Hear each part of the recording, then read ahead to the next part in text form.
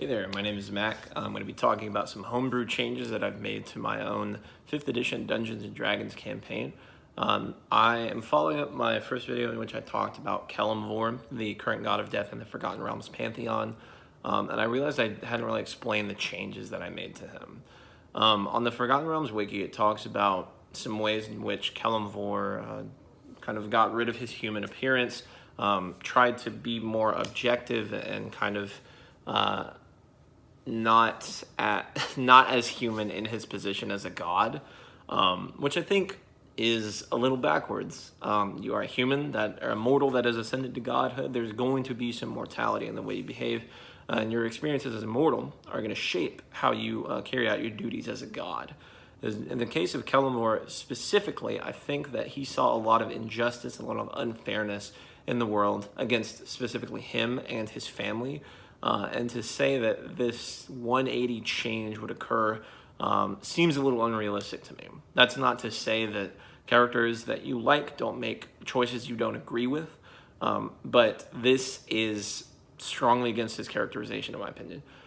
I also want to add that, you can do this. You can do what you want with your world. This is a great, I'm referencing the Forgotten Realms wiki right now.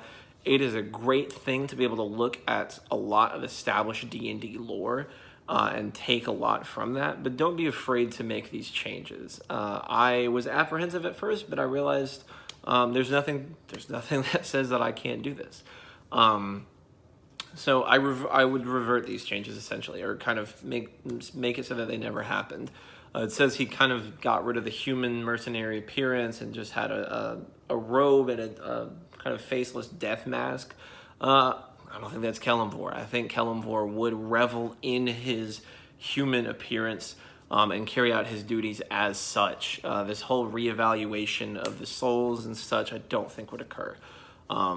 There's a reference to how humans perceived him as way more lenient, or mortals, excuse me, misspoke. Mortals perceived him as a lot more lenient than the other gods of death. I don't think that's necessarily true. I think they perceive him more as fair than necessarily lenient.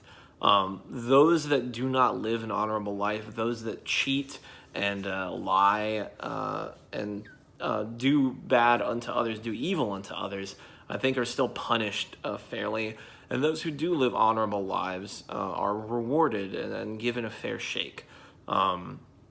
I don't think that mortals would have as clear of a picture as of the afterlife as is kind of implied here.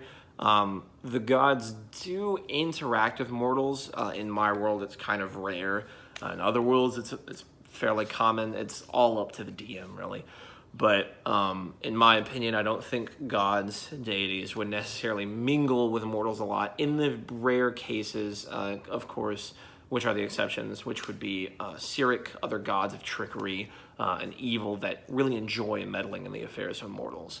But again, Kelemvor, I think, is just is a cool character in my opinion, and so with my world, I've made him out to be the character that I think he should. And I also just want to tack on, again, do what you want with your world. There will be people who have issues with it. There will be people who love what you do with your world. And at the end of the day, it's your game. They're your characters. And so go ahead and do what you want and have fun. It's a game. Thanks for watching, and I really hope you enjoyed it. I will see you in the next one.